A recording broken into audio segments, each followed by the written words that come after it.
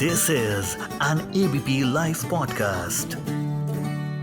लोकसभा चुनाव में 2 चरणों का मतदान हो चुका है। कांग्रेस कई फ्रंट पर जूझ रही है, लेकिन एक जो उसकी सबसे बड़ी मुश्किल है कि बीच चुनाव में उसके कई दिग्गज नेता एक एक कर पार्टी छोड़ रहे हैं और पार्टी पर कई तरह के आरोप लगा रहे हैं। दिल्ली में अब अमरिंदर सिंह लवली ने इस्तीफा दे दिया है। 4 पन्नों का पत्र लिखा है और उसमें कई गंभीर बातें कही हैं। मैं हूं व्यालोक और इस पूरे मसले पर मैं चर्चा करूंगा उमेश चतुर्वेदी जी से। वरिष्ठ पत्रकार हैं, राजनीतिक मामलों के जानकार और विश्लेषक हैं। सर, बहुत स्वागत है आपका। जी धन्यवाद, नमस्कार। अरविंदर सिंह लवली ने टाइमिंग बहुत खतरनाक चुनी है और 2 चरणों का चुनाव हो चुका है और इस मौके पर उन्होंने इस्तीफा दिया। कैसे देखा जाए इस इस्तीफे को? 2 चरणों के चुनाव से ज्यादा इसको दिल्ली के चुनाव से जोड़ना चाहता हूँ, क्योंकि अरविंदर सिंह लवली की जो पहचान है या जो प्रभाव है वो दिल्ली में ही ज्यादा है। वो दिल्ली प्रदेश कांग्रेस कमेटी के अध्यक्ष रहे हैं। दिल्ली की जो 15 साल की शीला दीक्षित सरकार थी उसमें बड़े महत्वपूर्ण मंत्रालय संभाल चुके हैं और दिल्ली कांग्रेस के बहुत ही महत्वपूर्ण चेहरे रहे हैं। तो इसलिए मैं इसको दिल्ली के ही संदर्भ में ज्यादा देखूंगा और निश्चित तौर पर हर राजनीतिक घटना का प्रभाव लंबे समय तक और दूर तक पड़ता है, तो पड़ेगा ही। देखिए, अरविंदर सिंह लवली वो नेता हैं जिन्होंने अरविंद केजरीवाल के उभार को और उनकी प्रिय नेता शीला दीक्षित को बदनाम करते हुए आगे बढ़ते देखा है और वो पहले ही दिन से ये प्रचार नहीं पा रहे थे। ये ऐसी खबरें पूरे राजनीतिक हलके में थी। दिल्ली का हर पत्रकार जो दिल्ली की घटनाओं पर, दिल्ली की राजनीति पर निगाह रखता है, वो जानता है अरविंदर सिंह लवली और संदीप दीक्षित 2 ऐसे दिल्ली कांग्रेस के बड़े चेहरे थे जो पहले ही दिन से उस आम आदमी पार्टी के साथ समझौता करने के खिलाफ थे, जिस आम आदमी पार्टी की पूरी राजनीतिक यात्रा उनके प्रिय नेता शीला दीक्षित के उनके सारे विकास कार्यों को धत्ता बताते हुए आगे बढ़ी है और उनको एक तरह से बदनाम करते हुए आगे बढ़ी है कि जैसे ही अरविंद केजरीवाल कहा करते थे कि जैसे ही उनकी सरकार बनेगी तो वो शीला दीक्षित की जो भ्रष्टाचार हैं उसके चलते उन्हें जेल भेजेंगे।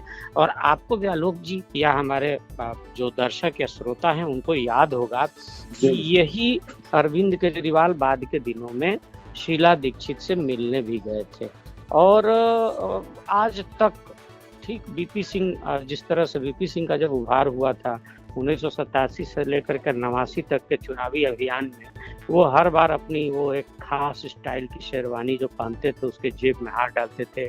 हर चुनाव सभा में एक ऊर्जा निकालते थे और कहते थे, मुझे अपनी बलिया में, तब मैं उन दिनों MM पढ़ता था, फर्स्ट ईयर में, मुझे याद है, शायद नहीं BA 3rd ईयर पढ़ता था, तो बलिया की सभा में भी उन्होंने एक पर्ची निकाली थी और कहा था कि जैसे ही सत्ता हमारे हाथ में आएगी बोफोर्स के इन दलालों का नाम उजागर करूंगा और उनको जेल में भेजूंगा। लेकिन उनकी सत्ता 11 महीने तक रही। आज तक बोफोर्स के दलालों का वो चले भी गए इस दुनिया से, ना नाम उजागर कर पाए और ना सत्ता में भेज पाए। ठीक उसी अंदाज में अरविंद केजरीवाल ने भी अभियान चलाया शीला दीक्षित के खिलाफ और ये पूरे दिल्ली में अब चर्चा होने लगी है कि शीला दीक्षित उन्हीं कानूनी दायरों में, जिन कानूनी दायरों को लेकर के बार बार अरविंद केजरीवाल सवाल उठाते हैं, दिल्ली का और प्रतिकूल सरकार होते हुए भी केंद्र में अटल बिहारी वाजपेयी की सरकार थी, इसके बावजूद कभी कोई टकराव नहीं हुआ केंद्र सरकार से और दिल्ली का जो विकास कर दिया उसकी एक धेले मात्र भी उसकी तुलना में विकास अरविंद केजरीवाल नहीं कर पाए हैं, जबकि उनका भी शासन को 10वां साल हो चुका है। तो कहने का मतलब ये है कि पहले ही दिन से अरविंदर सिंह लवली और संदीप दीक्षित 2 ऐसे नेता थे जो खुल करके इसका विरोध करते थे, लेकिन वो विरोध उनके पार्टी के अंदरूनी हिस्से में होता था, लेकिन बाहर खबरें आती थी। जो आपने टाइमिंग की बात की है, तो निश्चित तौर पर उन्होंने टाइमिंग ऐसी चुनी है कि एक तरह से उन्होंने इस्तीफा तो अपने पद से दिया है और लेकिन जो संदेश गया है दिल्ली की जनता के बीच में, उसमें जो आम आदमी पार्टी जो कांग्रेस की विरोधी रही है, जबरदस्त विरोधी रही है, वो आम आदमी पार्टी 4 सीटों पर लड़ रही है चुनाव और कांग्रेस को 3 सीटों पर लड़ रही है। कांग्रेस को 3 सीटों पर लड़ना पड़ा है जी। वो कांग्रेस की तो जो हालत खराब थी सो थी ही, उसने आम आदमी पार्टी के भी चुनावी अभियान को एक धीरे से सुई चुभो दी है, जिसकी हवा अब निकलती हुई दिख रही है उस टायर की। सर, लवली ने ये भी कहा है अपने पत्र में कि एआईसीसी के प्रभारी ने उनके सारे निर्णयों को पलट दिया, कोई नई नियुक्ति नहीं करने दी। और आम आदमी पार्टी के साथ गठबंधन पर आपने इतनी बातें बताई, ये तो उन्होंने कहा ही। उसमें उन्होंने एक उम्मीदवार का नाम भी लिया है, कांग्रेस उम्मीदवार का, कन्हैया कुमार का भी जिक्र किया है। इसके बारे में क्या कहेंगे? हाँ, बिल्कुल आप सही कह रहे हैं। जब तक कन्हैया कुमार की उम्मीदवारी घोषित नहीं हुई थी, तब तक उत्तर पश्चिमी दिल्ली में, जहां से मनोज तिवारी को तीसरी बार भारतीय जनता पार्टी लड़ा रही है, 2 बार से सांसद हैं, उनके खिलाफ कांग्रेस का टक्कर मानी जा रही थी। और ये भी माना जा रहा था कि अगर संदीप दीक्षित मैदान में आ गए तो शायद भले मनोज तिवारी जीत जाते, लेकिन टक्कर जोरदार होती। लेकिन जिस दिन कन्हैया कुमार आए, उसी दिन से कांग्रेस की चुनावी संभावना वहां भी कमजोर हो गई। और कमजोरी नहीं हो गई, एकदम खराब हो गई। मैं ये बिल्कुल मतलब जिम्मेदारी के साथ कहता हूँ, क्योंकि देखिए, भारत बहुत विशाल देश है और भारत की आम जनता के बीच में चाहे कन्हैया कुमार की जो भी स्थिति रही हो, दिल्ली की जनता कम से कम जवाहरलाल नेहरू विश्वविद्यालय में उन्होंने जो भी किया उससे बड़ी पूरी तरह से वाकिफ है। और दिल्ली में मतदाताओं का बड़ा वर्ग शहरी है, तो वो शहरी मतदाता ग्रामीण मतदाताओं की तुलना में कहीं अलग ढंग से सोचता है। ग्रामीण मतदाता तो बहुत ज्यादा भावुक भी हो जाता है, शहरी मतदाता कई बार ज्यादा कैलकुलेटिव होता है। तो ये जो कैलकुलेशन की जो का दौर है, और मैं ये बात स्वीकार जिम्मेदारी के साथ स्वीकार करता हूं, और आप भी स्वीकार करेंगे और असंख्य लोग मानेंगे कि भारत का जो आम वोटर है सब पर समझौता कर सकता है, और राष्ट्रीय जो मुद्दे हैं, खासतौर पर राष्ट्र की सुरक्षा का, उस पर वो समझौता नहीं कर सकता। तो ये बात जो थी वो कन्हैया कुमार के उम्मीदवारी के होते ही कहीं ना कहीं कांग्रेस के लिए वो बहुत बड़ी चिंतादायक हो गई थी।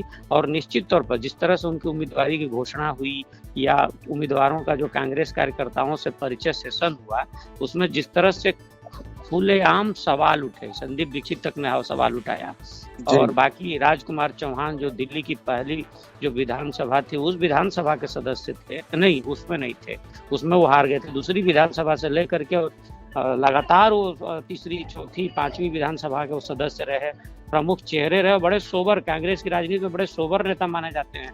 मैं एक चीज आपको बताना चाहूंगा, बहलोत जी की जब 1993 का चुनाव हुआ था, तो उन दिनों हम लोग IMC में पढ़ रहे थे, और प्रोजेक्ट के लिए हमने रिपोर्टिंग करने को दिया गया था। तो जिस नांगलोई विधानसभा से राजकुमार चौहान लड़ रहे थे, वहां से देवेंद्र शौकीन लड़ रहे थे भारतीय जनता पार्टी के, और जनता दल के डॉक्टर सतीश यादव।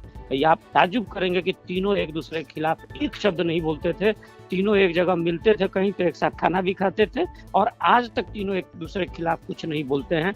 तो ये ऐसा वो एक अनूठा चुनाव था। वैसे माहौल से आए हुए राजकुमार चौहान भी जब विद्रोह कर बैठे, तो ये निश्चित मान लीजिए कि वो अरविंदर सिंह लवली ने सिर्फ मतलब अपने क्षोभ को ही उजागर नहीं किया, बल्कि कांग्रेस के जो आम कार्यकर्ता हैं उनका क्षोभ को उजागर किया है। और इस एक फैसले के जरिए उन्होंने न सिर्फ कांग्रेस को तो जो हो रहा था सो हो ही रहा था, उन्होंने आम आदमी पार्टी की भी चुनावी संभावनाओं में, फिर से कहूंगा कि चुनावी संभावनाओं का जो ट्यूब है, टायर है, उसमें एक सुई चुभो दी है, और उसकी हवा निकलती हुई नजर आ रही है। आम आदमी पार्टी की आधी कैबिनेट लगभग जेल में बंद है। कांग्रेस की संभावनाएं कन्हैया कुमार की सीट पर आपने बता दी, 3 ही सीट मिली है। और इस तरह से अगर कहें तो एक बार फिर से दिल्ली में लग रहा है कि बीजेपी बहुत फायदे में रहेगी। बहरहाल कयासों का समय नहीं। एक आखिरी सवाल है, लवली चले गए, दिल्ली में एक पंजाबी कद्दावर नेता थे, ये सारे नेता जा रहे हैं, कांग्रेस 7वें चरण तक कैसे देख रहे हैं आप कांग्रेस का भविष्य? देखिए, अगर आप कांग्रेस के मुख्यालय में जाएं, ये कहना थोड़ा उचित नहीं लग रहा है, लेकिन आपने सवाल पूछा तो मैं बोलना मतलब जवाब देना उचित समझ रहा हूँ। कांग्रेस के मुख्यालय में जाएं तो वहाँ का जो माहौल है वही बता रहा है कि जमीनी चुनावी हकीकत को किस तरह से देख रहे हैं। तो निश्चित तौर पर ये बहुत बड़ी है, कांग्रेस के जो राष्ट्रीय नेतृत्व है उसकी नाकामी है, कि वो जमीनी स्तर पर जो उसका कार्यकर्ता या उसका नेता जो सोच रहा है, उसके प्रति उसकी धारणा या उसकी रिपोर्ट उसके यहाँ जो आ रही है वो ठीक नहीं आ रही है। और कई बार होता है कि केंद्रीय नेतृत्व को हस्तक्षेप करना चाहिए, लेकिन कई बार ये भी होना चाहिए, ज़्यादातर बार ये होता है कि जो ज़मीनी कार्यकर्ता होता है वो ज़मीनी मुद्दों की समझ कहीं ज़्यादा रखता है, ज़मीनी संभावनाओं की समझ कहीं ज़्यादा रखता है। मुझे लग रहा है कांग्रेस जो देश का सबसे पुराना दल है, जिसके पास लगभग पूरे देश में सांगठनिक ढांचा रहा है, वह इन मामलों में आकलन करने से चूक रहा है। और कहीं न कहीं मैं फिर रिकॉर्ड पर कहूँगा कि जो कांग्रेस का जो आला नेतृत्व है, उसके इर्द-गिर्द जो वामपंथी सलाहकार आ गए हैं, जो हमेशा से, आप वामपंथ के बारे में जानते हैं, आप जेएनयू में पढ़े हैं तो आप जानते हैं कि वामपंथ भारतीय और खासतौर पर जमीनी मुद्दों को समझने में हमेशा नाकाम रहा है, और वो एक खास तरह के नैरेटिव से ही ग्रस्त रहा है। उसी नैरेटिव में कांग्रेस का आला नेतृत्व को ग्रसित नजर आ रहा है, उसी के मोह पाश में बंधा नजर आ रहा है, और ऐसे में वो अपने जमीनी कार्यकर्ताओं और अपने जमीनी नेताओं को नहीं समझ पा रहा है। और इसके लिए अगर उसको इसकी कीमत चुकानी पड़े तो हैरत नहीं होनी चाहिए। अरविंदर सिंह लवली एक तरह से कांग्रेस की निराशा प्रतीक बन के उभरे हैं, मैं तो यही कहना चाहूंगा। बहुत बहुत धन्यवाद सर, आपने हमसे विस्तार से बात की, इसके लिए thank you very much. This is an ABP Life podcast.